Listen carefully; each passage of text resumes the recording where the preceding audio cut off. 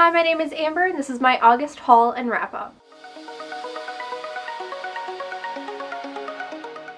So this month I am going to combine both my haul and my wrap-up again because the books that I got this month were very, very small.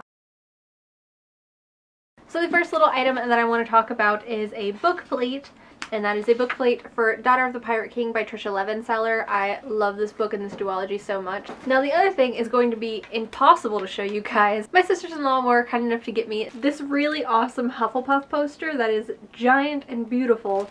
Now onto the books that I picked up this month. First I picked up In the Afterlight by Alexander Bracken. If you watch my vlog, you know that I read this series this month, but I will get into more of my feelings and thoughts on the whole series in a second, but I didn't own the third book, and after finishing the first and second and loving it, I had to pick up the third one. And then finally I picked up Harry Potter and the Goblet of Fire. Collect the entire series and versions that I don't mind rereading and possibly messing up in some way.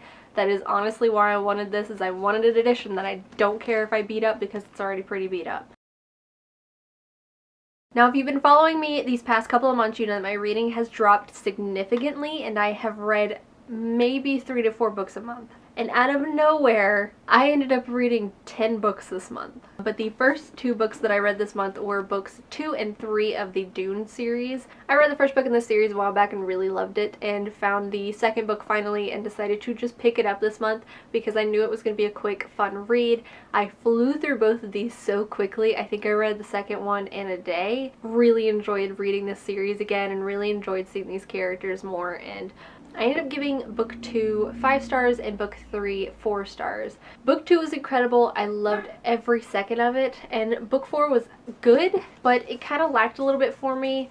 I still enjoyed it a ton. I just didn't enjoy it as much as I did the first 2 books. Next, like I just mentioned a second ago, I ended up picking up the Darkest Minds series this month. The movie was coming out early this month, and I decided that I was going to pick up the first book and try and just get through it before the movie came out. I ended up flying through the audiobook for it, loved every second of it, then picked up the second one, flew through it and loved every second of it, and then had to pick up the third one. So I ended up completing this entire series this month, and I'm so glad that I did because it is now one of my favorites. This series is so good.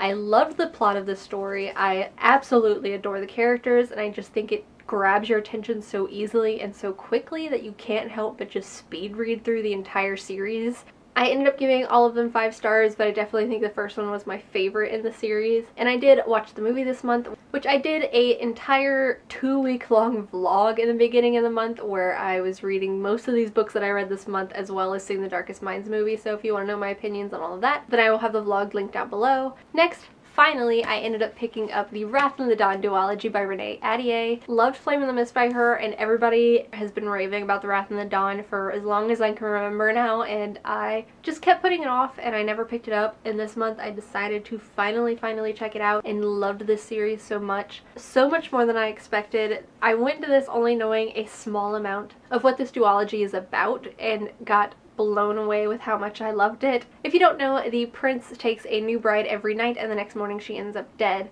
When our main character's friend ends up being one of those dead brides, she takes it upon herself to volunteer as the next bride to try and kill him. This first book alone easily became one of my new favorites.